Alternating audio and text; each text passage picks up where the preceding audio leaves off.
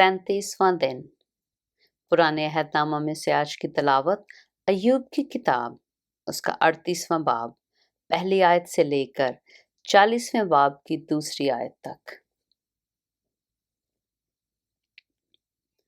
तब खुदावंद ने अय्यूब को बगुले में से यूं जवाब दिया, ये कौन है जो नादानी की बातों से मसलहत पर पर्दा डालता है।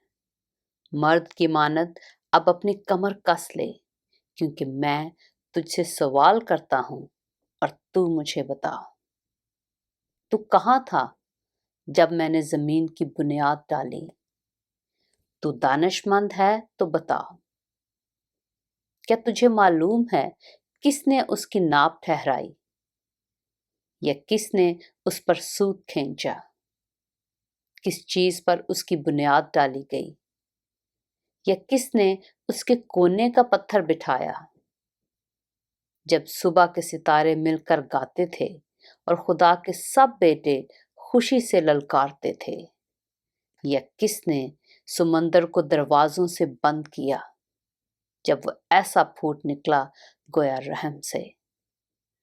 जब मैंने बादल को उसका लिबास बनाया और गहरी तारीकी को उसका लपेटने का कपड़ा, और उसके लिए हद ठहराई और बींडे और कवाड़ लगाए और कहा, यहाँ तक तो आना पर आगे नहीं, और यहाँ तेरी बिफरती हुई मौजें रुक जाएंगी।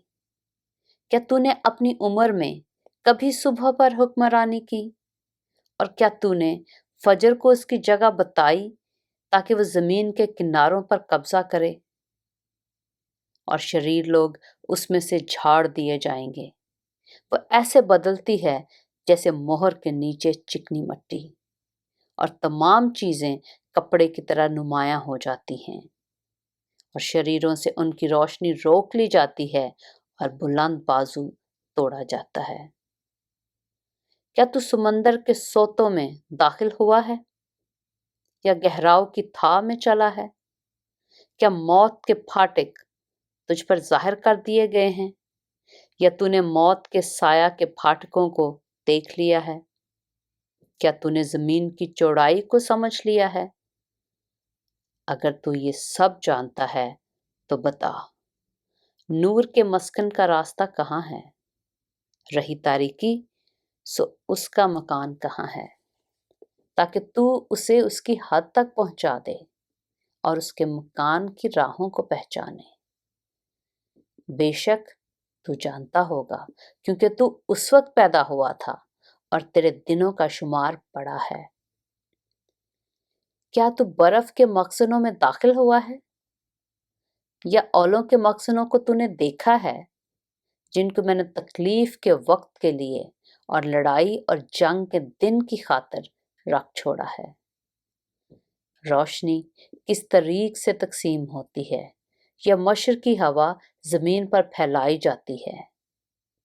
सैलाब के लिए किसने नाली काटी, या रात की बिजली के लिए रास्ता ताकि उसे गैर आबाद जमीन पर बरसाए, और बियाबान पर जिसमें इंसान नहीं बसता ताकि उजड़ी और सूनी जमीन को सैराब करे और नरम नरम घास उगाए।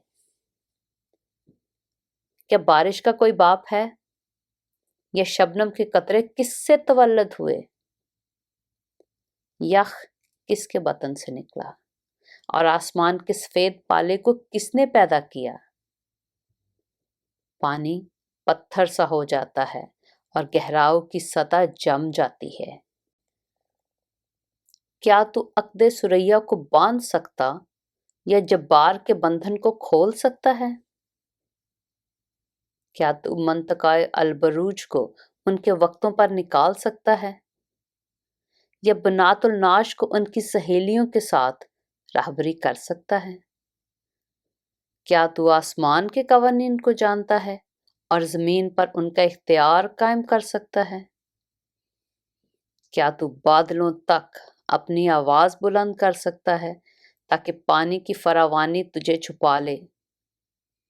क्या तू बिजली को रवाना कर सकता है कि वो जाए और तुझसे कहे, मैं हाजिर हूं? باطن میں حکمت کس نے رکھی اور دل کو دانش کس نے بخشی؟ بادلوں کو حکمت سے کون گن سکتا ہے یا کون آسمان کی مشقوں کو انڈیل سکتا ہے؟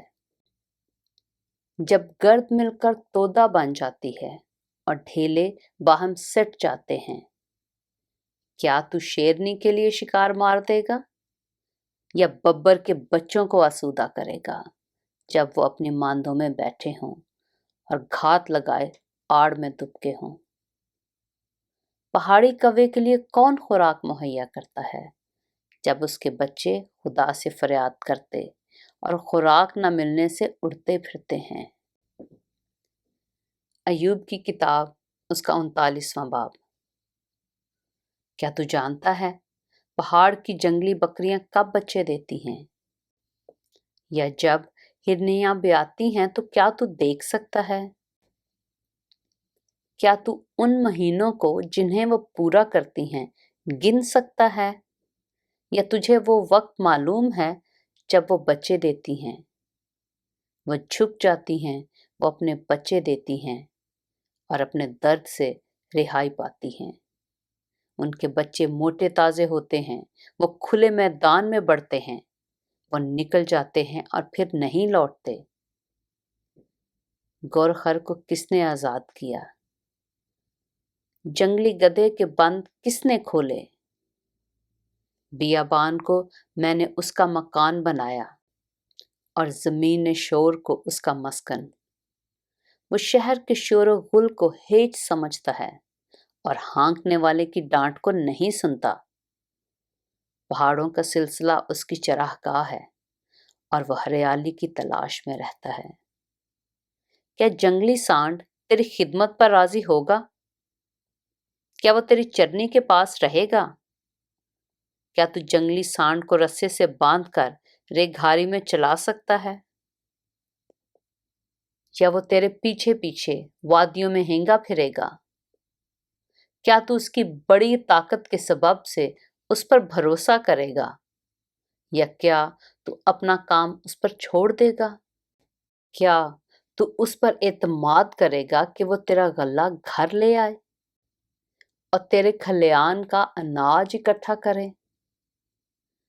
شتر مرغ کے بازو آسودہ ہیں، لیکن کیا اس کے پر و بال سے شفقت ظاہر ہوتی ہے؟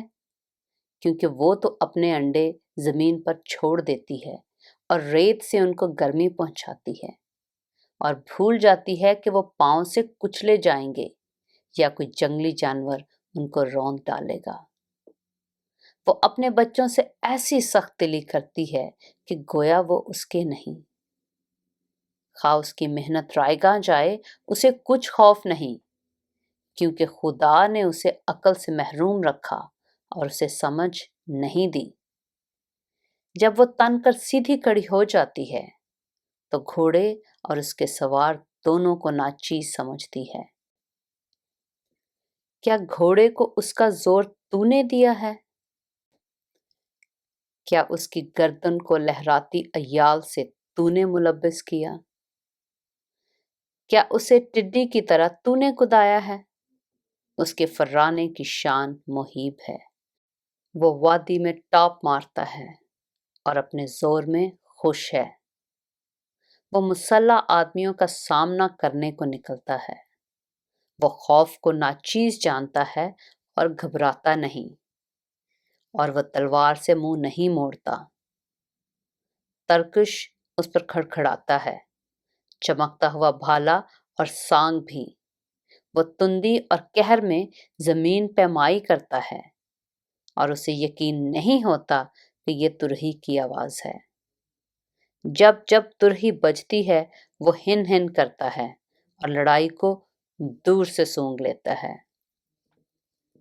سرداروں کی گرج اور للکار کو بھی۔ کیا باز تیری حکمت سے اڑتا ہے اور جنوب کی طرف اپنے بازو پھیلاتا ہے؟ کیا عقاب تیرے حکم سے اوپر چڑھتا ہے اور بلندی پر اپنا گھونسلہ بناتا ہے؟ وہ چٹان پر رہتا اور وہیں بسیرا کرتا ہے، یعنی چٹان کی چوٹی پر اور پناہ کی جگہ میں۔ وہیں سے وہ شکار تاڑ لیتا ہے۔ اس کی آنکھیں اسے دور سے دیکھ لیتی ہیں۔ اس کے بچے بھی خون چوستے ہیں، اور جہاں مقتول ہیں وہاں وہ بھی ہے۔ ایوب کی کتاب اس کا 40واں باب۔ خداوند نے ایوب سے یہ بھی کہا، کیا جو فضول حجت کرتا ہے وہ قادر مطلق سے جھگڑا کرے؟ جو خدا سے بحث کرتا ہے وہ اس کا جواب دے۔ پاک کلام کے پڑھے اور سنے جانے پر خداوند کی برکت ہو۔